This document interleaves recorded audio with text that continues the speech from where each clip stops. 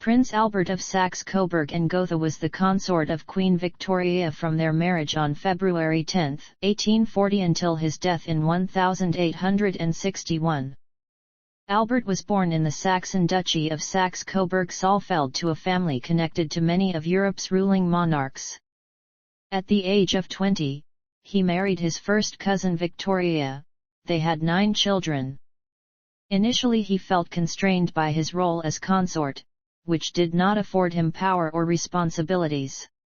He gradually developed a reputation for supporting public causes, such as educational reform and the abolition of slavery worldwide, and was entrusted with running the Queen's household, office, and estates. He was heavily involved with the organization of the Great Exhibition of 1851, which was a resounding success. Victoria came to depend more and more on Albert's support and guidance. He aided the development of Britain's constitutional monarchy by persuading his wife to be less partisan in her dealings with Parliament, although he actively disagreed with the interventionist foreign policy pursued during Lord Palmerston's tenure as Foreign Secretary. Albert died in 1861 at age 42.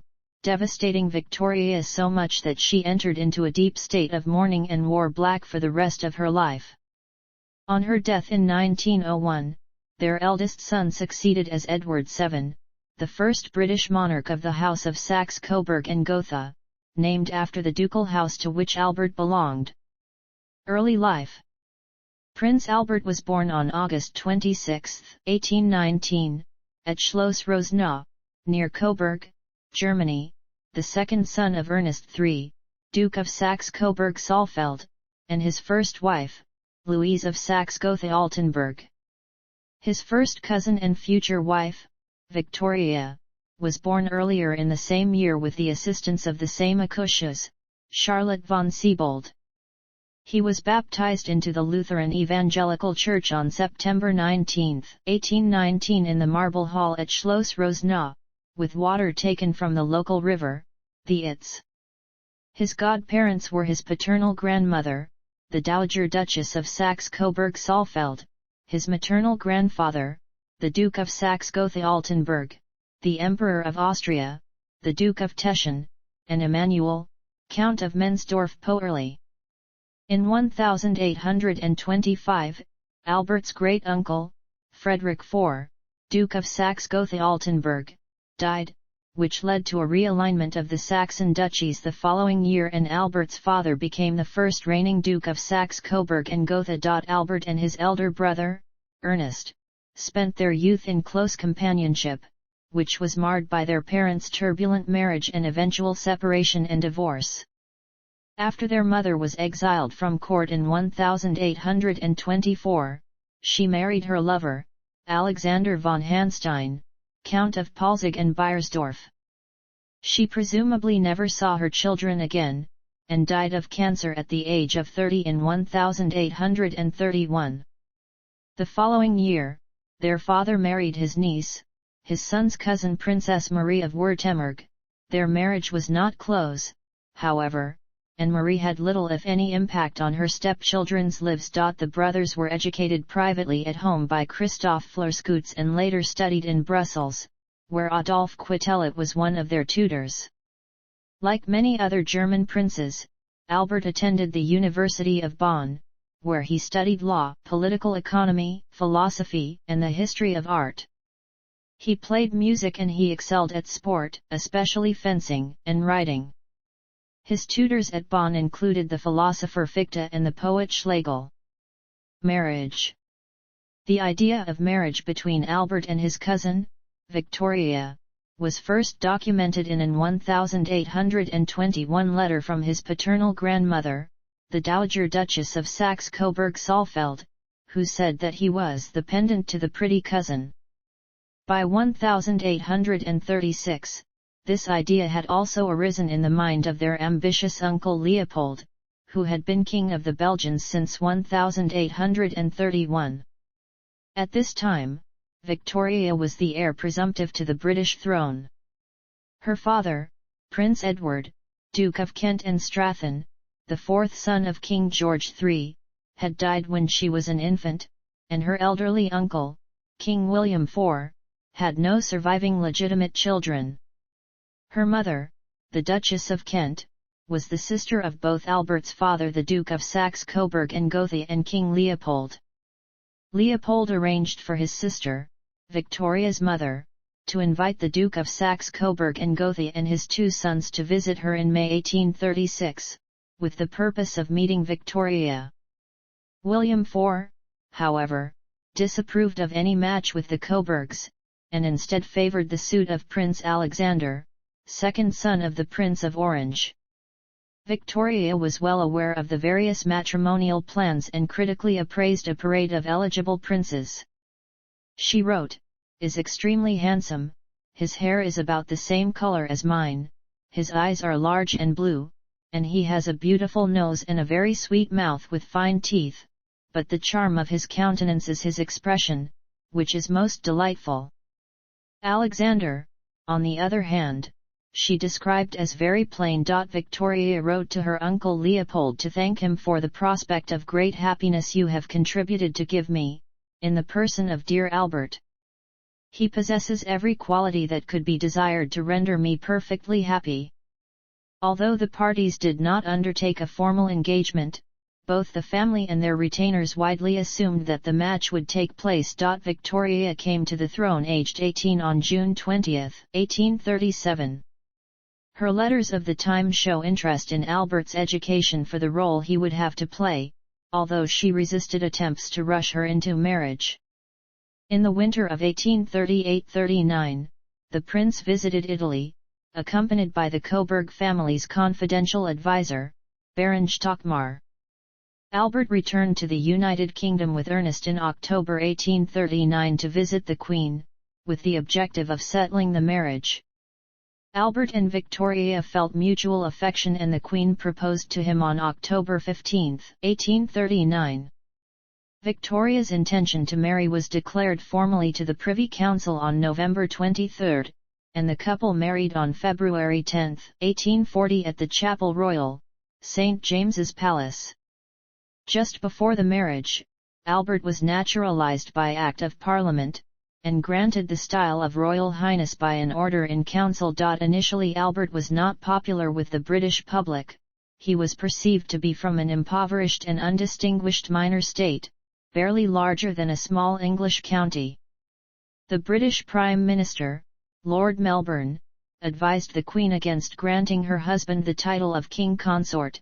Parliament also objected to Albert being created a peer partly because of anti-German sentiment and a desire to exclude Albert from any political role. Albert's religious views provided a small amount of controversy when the marriage was debated in Parliament, although as a member of the Lutheran Evangelical Church Albert was a Protestant, the non-episcopal nature of his church was considered worrisome. Of greater concern, however, was that some of Albert's family were Roman Catholic. Melbourne led a minority government and the opposition took advantage of the marriage to weaken his position further.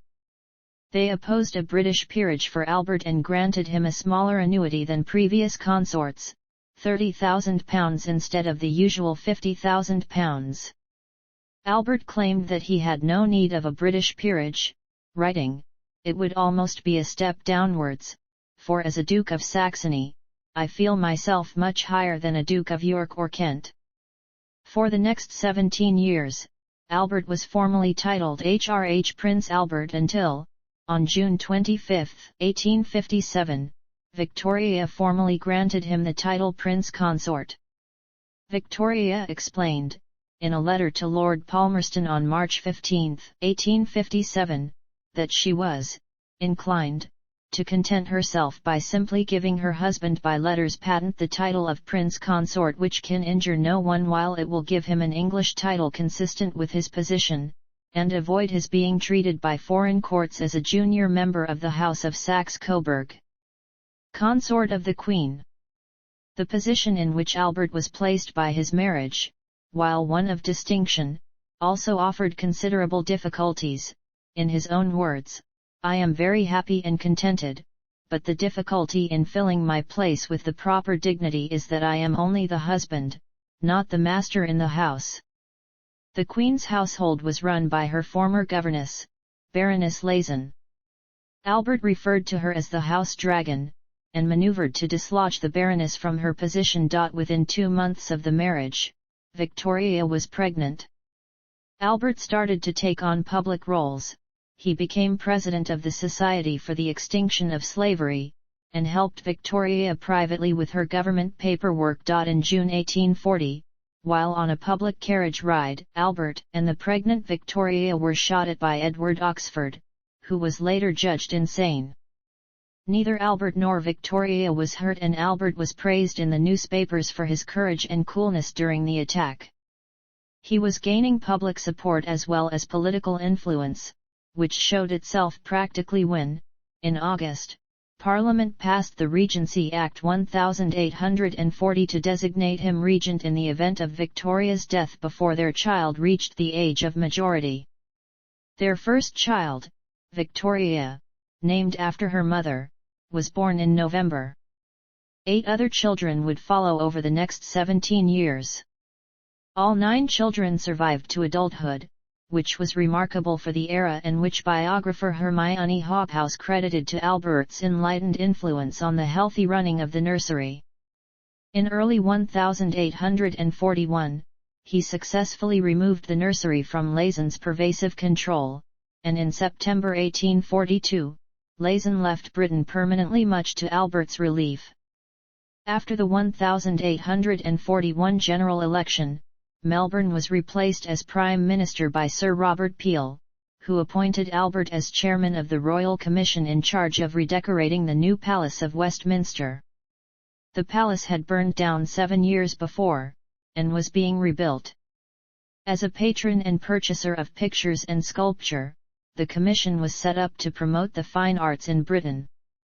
The commission's work was slow, and the palace's architect, Charles Barry, took many decisions out of the commissioners' hands by decorating rooms with ornate furnishings that were treated as part of the architecture. Albert was more successful as a private patron and collector.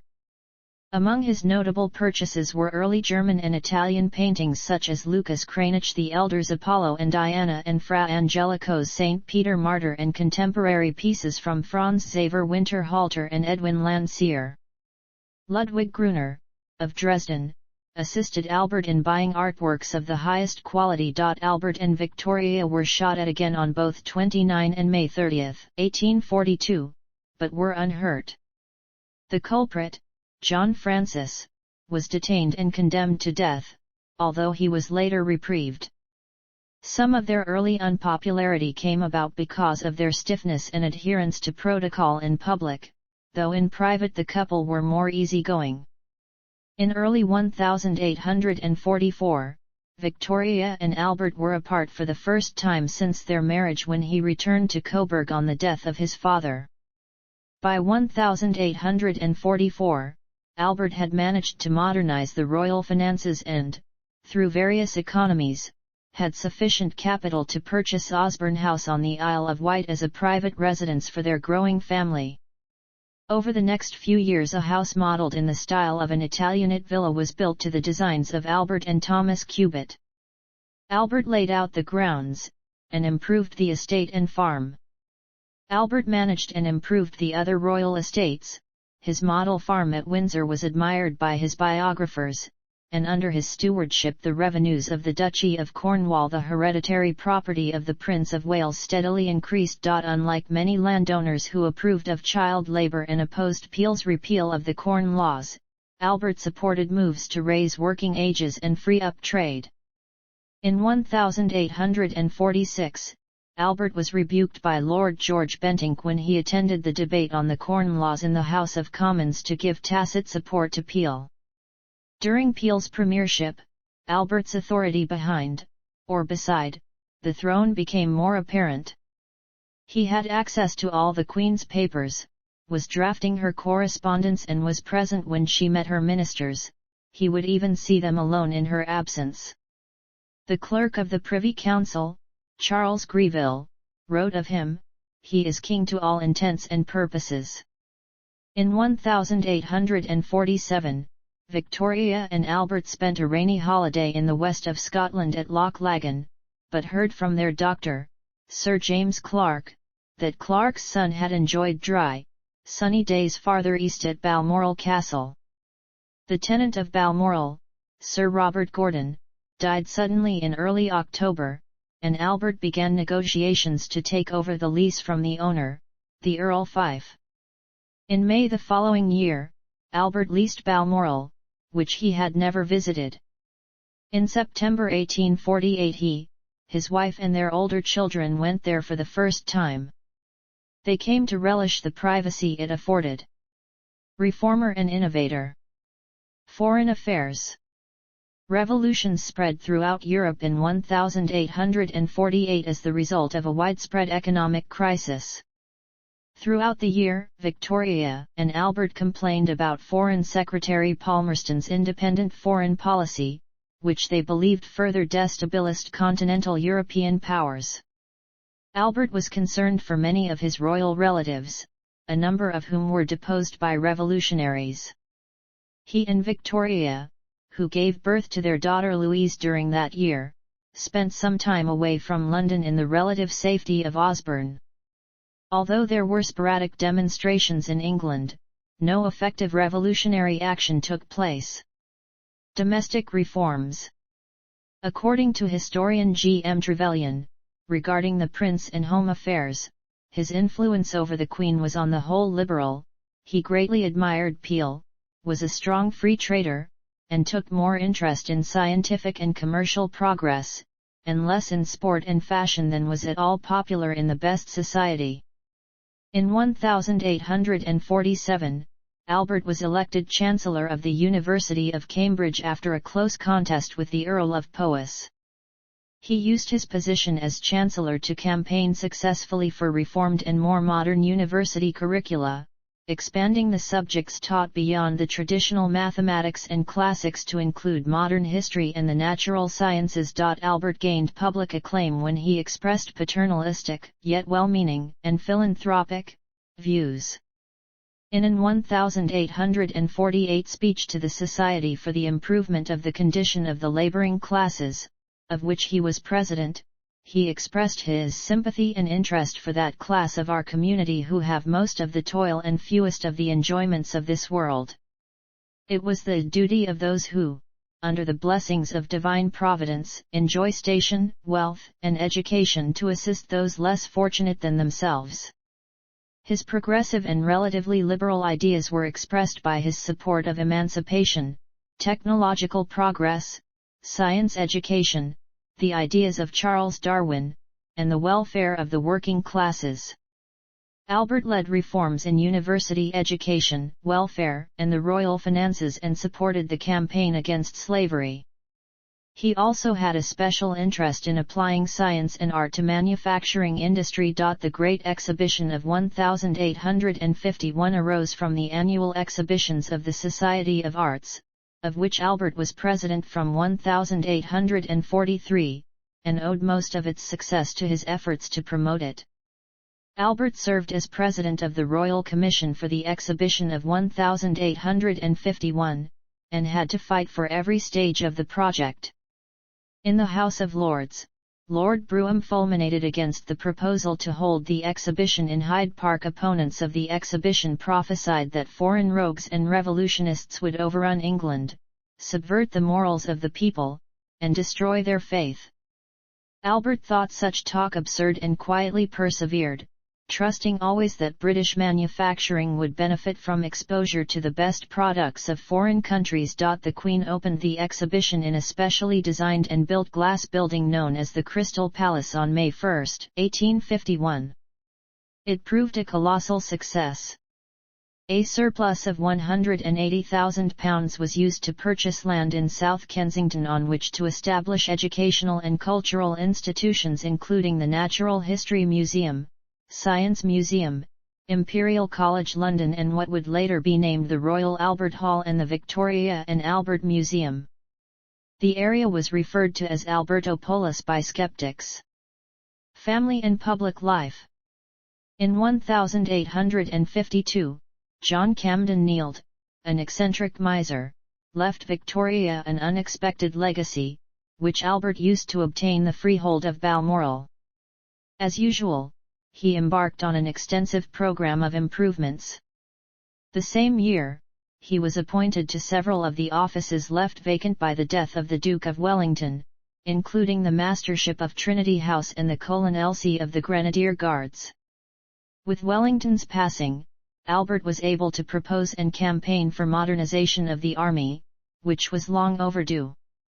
Thinking that the military was unready for war, and that Christian rule was preferable to Islamic rule, Albert counseled a diplomatic solution to conflict between the Russian and Ottoman empires. Palmerston was more bellicose, and favored a policy that would prevent further Russian expansion. Palmerston was maneuvered out of the cabinet in December 1853, but at about the same time a Russian fleet attacked the Ottoman fleet at anchor at Sinop. The London press depicted the attack as a criminal massacre, and Palmerston's popularity surged as Albert's fell. Within 2 weeks, Palmerston was reappointed as a minister. As public outrage at the Russian action continued, false rumors circulated that Albert had been arrested for treason and was being held prisoner in the Tower of London. By March 1854, Britain and Russia were embroiled in the Crimean War. Albert devised a master plan for winning the war by laying siege to Sevastopol while starving Russia economically, which became the Allied strategy after the Tsar decided to fight a purely defensive war. Early British optimism soon faded as the press reported that British troops were ill-equipped and mismanaged by aged generals using out-of-date tactics and strategy. The conflict dragged on as the Russians were as poorly prepared as their opponents. The Prime Minister, Lord Aberdeen, resigned and Palmerston succeeded him. A negotiated settlement eventually put an end to the war with the Treaty of Paris. During the war, Albert arranged the marriage of his 14-year-old daughter, Victoria, to Prince Frederick William of Prussia, though Albert delayed the marriage until Victoria was 17. Albert hoped that his daughter and son-in-law would be a liberalising influence in the enlarging but very conservative Prussian state. Albert promoted many public educational institutions. Chiefly at meetings in connection with these he spoke of the need for better schooling. A collection of his speeches was published in 1857.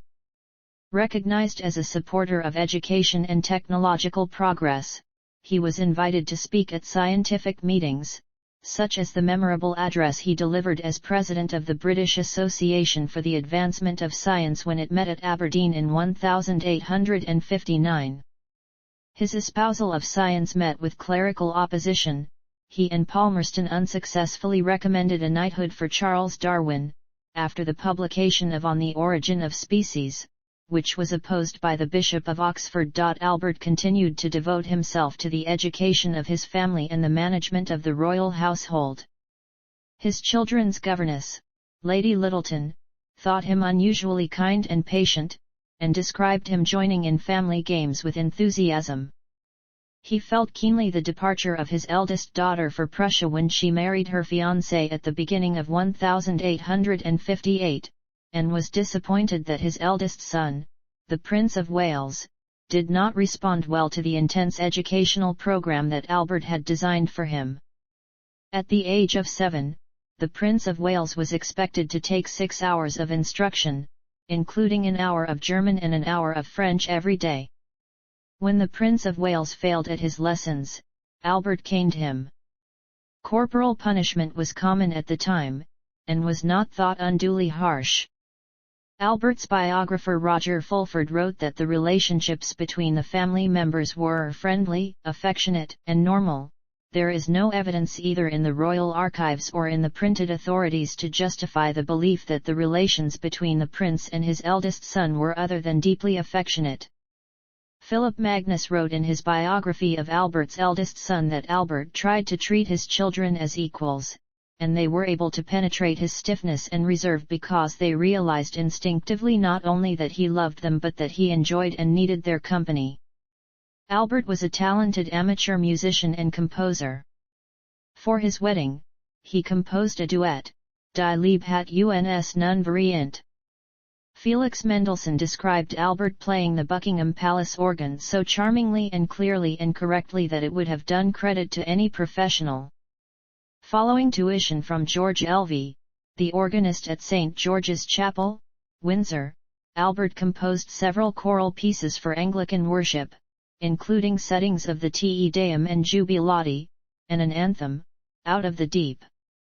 His secular compositions included a cantata, L'Invocazione all'Armonia, and melody for the violin, which Yehudi Menuhin later described as pleasant music without presumption.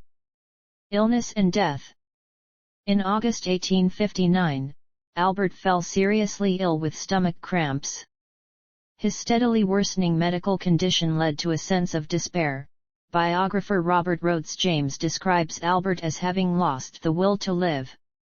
Albert later had an accidental brush with death during a trip to Coburg in October 1860, when he was driving alone in a carriage drawn by 4 horses that suddenly bolted. As the horses continued to gallop toward a wagon waiting at a railway crossing, Albert jumped for his life from the carriage. One of the horses was killed in the collision, and Albert was badly shaken, though his only physical injuries were cuts and bruises. He confided in his brother and eldest daughter that he had sensed his time had come. Victoria's mother and Albert's aunt, the Duchess of Kent, died in March 1861, and Victoria was grief-stricken. Albert took on most of the Queen's duties despite his continuing chronic stomach trouble. The last public event over which he presided was the opening of the Royal Horticultural Gardens on June 5, 1861. In August, Victoria and Albert visited the Curragh camp, Ireland, where the Prince of Wales was attending army manoeuvres. At the Curragh, the Prince of Wales was introduced, by his fellow officers, to Nellie Clifton, an Irish actress. By November, Victoria and Albert had returned to Windsor, and the Prince of Wales had returned to Cambridge, where he was a student. 2 of Albert's young cousins, brothers King Pedro V of Portugal and Prince Ferdinand, died of typhoid fever within 5 days of each other in early November. On top of this news, Albert was informed that gossip was spreading in gentlemen's clubs and the foreign press that the Prince of Wales was involved with Nellie Clifton. Albert and Victoria were horrified by their son's indiscretion, and feared blackmail, scandal or pregnancy. Although Albert was ill and at a low ebb, he travelled to Cambridge to see the Prince of Wales on November 25 and discuss his indiscreet affair. In his final weeks Albert suffered from pains in his back and legs. Also in November 1861, the Trent affair, the forcible removal of Confederate envoys from a British ship, the RMS Trent, by Union forces during the American Civil War threatened war between the United States and Britain. The British government prepared an ultimatum and readied a military response. Albert was gravely ill but intervened to defuse the crisis. In a few hours, he revised the British demands in a manner that allowed the Lincoln administration to surrender the Confederate commissioners who had been seized from the Trent and to issue a public apology to London without losing face. The key idea, based on a suggestion from the Times, was to give Washington the opportunity to deny it had officially authorized the seizure and thereby apologize for the captain's mistake. On December 9, one of Albert's doctors, William Jenner, diagnosed him with typhoid fever. Albert died at 10:50 p.m. on December 14, 1861 in the Blue Room at Windsor Castle, in the presence of the Queen and 5 of their 9 children. He was 42 years old. The contemporary diagnosis was typhoid fever, but modern writers have pointed out that Albert's ongoing stomach pain, leaving him ill for at least 2 years before his death, may indicate that a chronic disease, such as Crohn's disease, kidney failure, or abdominal cancer, was the cause of death. Legacy. The Queen's grief was overwhelming, and the tepid feelings the public had previously for Albert were replaced by sympathy. The widowed Victoria never recovered from Albert's death. She entered into a deep state of mourning and wore black for the rest of her life. Albert's rooms in all his houses were kept as they had been, even with hot water brought in the morning and linen and towels changed daily. Such practices were not uncommon in the houses of the very rich. Victoria withdrew from public life, and her seclusion eroded some of Albert's work in attempting to remodel the monarchy as a national institution, setting a moral, if not political, example. Albert is credited with introducing the principle that the British royal family should remain above politics. Before his marriage to Victoria, she supported the Whigs. For example, early in her reign Victoria managed to thwart the formation of a Tory government by Sir Robert Peel by refusing to accept substitutions which Peel wanted to make among her ladies-in-waiting. Albert's body was temporarily entombed in St. George's Chapel, Windsor Castle. A year after his death his remains were deposited at the Royal Mausoleum, Frogmore, which remained incomplete until 1871. The sarcophagus, in which both he and the Queen were eventually laid, was carved from the largest block of granite that had ever been quarried in Britain. Despite Albert's request that no effigies of him should be raised, many public monuments were erected all over the country and across the British Empire. The most notable are the Royal Albert Hall and the Albert Memorial in London. The plethora of memorials erected to Albert became so great that Charles Dickens told a friend that he sought an inaccessible cave to escape from them. Places and objects named after Albert range from Lake Albert in Africa to the city of Prince Albert, Saskatchewan, to the Albert Medal presented by the Royal Society of Arts.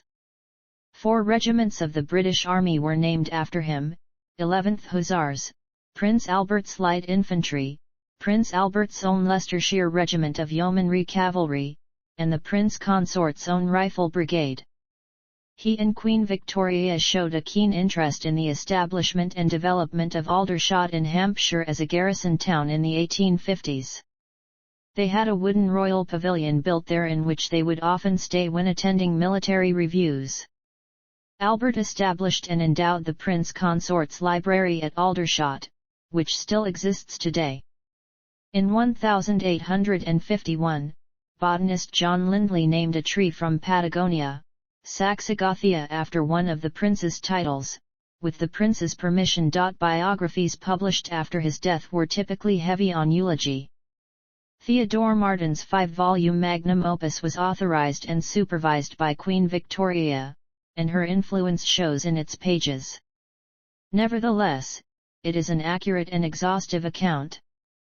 Lytton Strachey's Queen Victoria was more critical, but it was discredited in part by mid-20th century biographers such as Hector Bolithy and Roger Fulford, who had access to Victoria's journal and letters. Popular myths about Prince Albert, such as the claim that he introduced Christmas trees to Britain, are dismissed by scholars. Recent biographers such as Stanley Weintraub portray Albert as a figure in a tragic romance who died too soon and was mourned by his lover for a lifetime. In the 2009 film The Young Victoria, Albert, played by Rupert Friend, is made into a heroic character. In the fictionalized depiction of the 1840 shooting, he is struck by a bullet, something that did not happen in real life. Titles, styles, honors, and arms. Titles and styles. In the United Kingdom, Albert was styled His Serene Highness Prince Albert of Saxe-Coburg and Gotha in the months before his marriage. He was granted the style of Royal Highness on February 6, 1840, and given the title of Prince Consort on June 25, 1857. British Honours.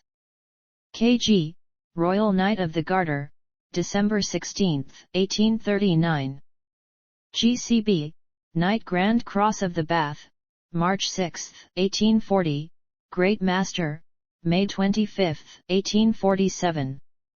G.C.M.G., Knight Grand Cross of St. Michael and St. George, January 15, 1842. K.T., Knight of the Thistle, January 17, 1842. K.P., Extra and Principal Knight of St. Patrick, January 20, 1842. K.S.I., Extra Knight of the Star of India, June 25, 1861. Military appointments. Foreign honors. Arms.